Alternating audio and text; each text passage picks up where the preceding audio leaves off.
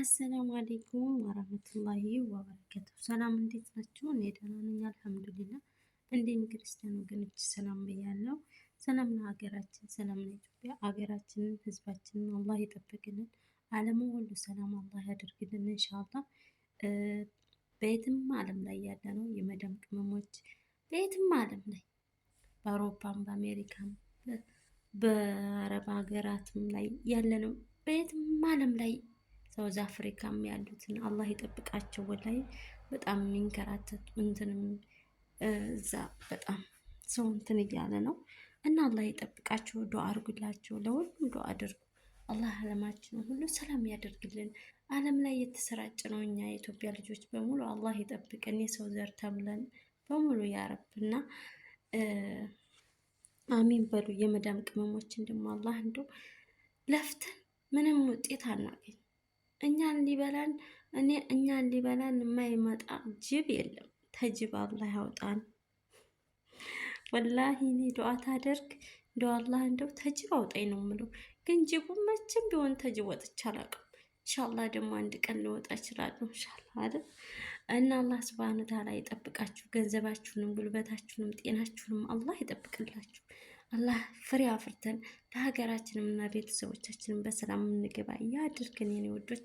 እና ደግሞ አበረታቱኝ። እኔ የመዳም ቅመም ነኝ። ተመዳም ክሽና ወዳችኋለሁ። 4000 እንኳን አስገቡኝ። እስከ አረፋ ድረስ 4000 መግባት አለብኝ ማለት ነው። እና ወዳችኋለሁ።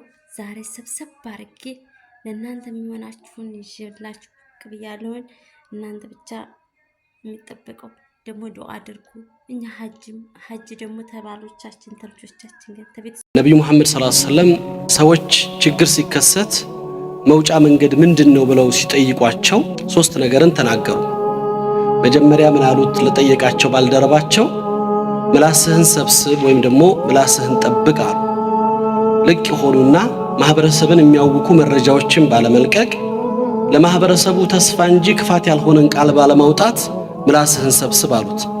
ሁለተኛ ቤትህ ይብቃህ አሉት። ራስህን በቤትህ ሰብስበህ ከጉዳት ራስህን በመጠበቅ ለሌሎች ጥፋት ላለመሆን ጥረት በማድረግ ቤትህ ላይ ተጠበቅ አሉት። ሶስተኛው እንደ አማኝ ማህበረሰብ እኛን ይመለከታል። ለወንጀልህ ለኃጢአትህ አልቅስ አሉት። አሰላሙ አለይኩም ወራህመቱላሂ ወበረካቱ። እንደምታዩን እኛ የአዲስ አበባ ዩኒቨርሲቲ ሙስሊም ተማሪዎች ነን። እዚህ ጋር እንደምታዩት ብዙ ሴቶች አሉ። ከዛ ጋር ወረድሮ ደግሞ በጣም ብዙ ወንዶች ይገኛሉ ማለት ነው። እዚህ ጋር ዛሬ የተሰበሰብነው ከዚህ በፊትም እንደምታውቁት ለ19 ወራቶች በኒቃብ ጉዳይ የታገልን ቢሆንም እስካሁን ድረስ ምንም አይነት ፍትሃዊ የሆነ ምላሽ ስላላገኘን አሁንም ጥያቄያችን እስከ ፕሬዝዳንቱ ኦፊስ ድረስ በመጣት ጥያቄያችን በሰላማዊ መንገድ ለማቅረብ ነበር ዛሬ የተሰበሰብነው። ከ7 ሰዓት ወይም ልክ ከዙሁር ሰላት ጀምረን እዚህ ጋር የተሰበሰብን ቢሆን እስካሁን ድረስ ምንም አይነት ፍትሃዊ የሆነ ምላሽ አላገኘንም። የነሱ መልስ ምንድነው? እስካሁን ድረስ ፕሬዝዳንቱ ወደ ኦፊስ አልመጡም። እነሱ ማግኘት እንደማንችል ነግረውናል። እኛም ተስፋ አልቆረጥንም። እዚህ ቁጭ ብለናል። የሚመለከታቸው አካላቶች በሙሉ እኛን ያዩ ቢሆንም እስካሁን ድረስ ግን ይህ ነው የሚባል ምላሽ አላገኘንም። እንደምታዩት ተማሪው በሙሉ እዚህ ነው። ክላሱን ቀጥቶ ፈተናውን ቀጥቶ አሁን የ4ኛ ዓመቶች ወይም ደግሞ የተመራቂዎች የፈተና ጊዜ ወይም የፈተና ወቅት ቢሆንም ፈተናቸውን ለቀጥተው እዚህ ጋር የተቀመጡ ተማሪዎች አሉ። የሚሄዱበት ሀጃ ሰርዘው እንዲሁም ደግሞ ክላሳችን ቀጥተን እዚህ ጋር የተሰበሰብንም ቢሆንም ምንም አይነት ምላሽ እያገኘን አይደለም። ስለዚህ ሁሉም የኢትዮጵያ ሕዝብ እንዲሁም የሚመለከተው አካል በሙሉ የሙስሊም ኡማ በሙሉ እንዲሁም ሰብአዊነት ወይም ደግሞ የሰዎች ጉዳይ ያሳስበኛል የሚል ሰው በሙሉ ከጎናችን እንዲሆን ድምጻችሁ ከኛ ጎን እንዲሆን መልእክት ለማስተላለፍ እንወዳለን። ሁላችሁም ከጎናችን ሁኑ።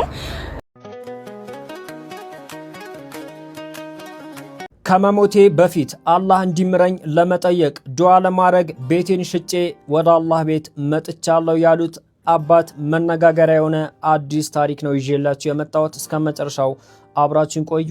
እጅግ መነጋገሪያ የሆኑት ከላይ በምስሉ ላይ የምትመለከቷቸው አባት ወደ ረሱላችን ሰለላሁ ዐለይሂ ወሰለም ሀገር ሳውዲ ለመሄድ ያላቸውን ነገር ሁሉ ሸጡ። መሬታቸውንና አንድ ያላቸውን ቤትም ጭምር ሸጡ። ታዲያ አስገራሚ ነገር የሚፈጠረው እዚህ ጋር ነው። እነሱ እንደዛ ብለው የተናገሩበት ቪዲዮ ዓለም ላይ እጅግ ተሰራጨ፣ መነጋገሪያም ሆነ። ታዲያ የሳውዲ የንጉሳውያን ቤተሰቦችን ጭምር ይህንን ቪዲዮ ተመለከቱት። ሱብሃንአላህ፣ እነዛ የንጉሳውያን ቤተሰቦች ይህንን አባትን ፈለጉት፣ አገኙት። ታዲያ ቤት እንሰጣለን፣ በየወሩም ወጪህን እንሸፍናለን አሉት። የአባት ግን እጅግ አስገራሚ ንግግርን ተናገረ። የአባት እንባ እየተናነቀው እኔ የምፈልገው በመካ ሞቼ መቀበር ብቻ ነው ሲል ለነዛ ንጉሳውያን ቤተሰቦች መለሰላቸው። ሱብሃንአላህ።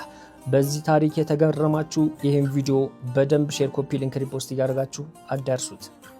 ሙስሊም ሴት ሆነሽ እነዚህን ቀላል 3 ወንጀሎች በመስራትሽ ብቻ የጀሃነም እንዳትሆኚ ተጠንቀቂ። ነብዩ መሐመድ ሰለላሁ ዐለይሂ ወሰለም አብዛኛው ሴቶችን ጀሃነም ውስጥ አይቻቸዋለሁ ብሏል። ለምን እንደሆነም ነግረውናል። ይህ ቪዲዮ ለሁሉም ሙስሊም ሴቶች እንዲደርስ ራስ ጋር እንዳታስቀረው፣ ሁሉም ሴቶች ጋር ሼር አድርግ። አብረን እስከ የውመል ቂያማ አንድ ሴት ከዚህ ወንጀሏ ብትቆጠብ አጅሩን አብረን እንካፈላለን። ነብዩ መሐመድ ሰለላሁ ዐለይሂ ወሰለም ስለዚህ ጉዳይ ሲተነትኑ አንደኛ እንዲህ ብለው ነው ያስረዱት። ሴቶች ለባሎቻቸው ምስጋና ቢሶች ናቸው። እዚሁም ባሎቻቸው ለነሱ የከፈሉትን ዋጋ አይረዱም። በተቃራኒው ምስጋና ቢስ በመሆን እነሱን ይሰድቧቸዋል፣ እንደዚሁም ምቾትን ይነሷቸዋል ያሉት። ሁለተኛው ደግሞ የኋላ ሐሜት ነው፣ ወሬ ማዋሰድ።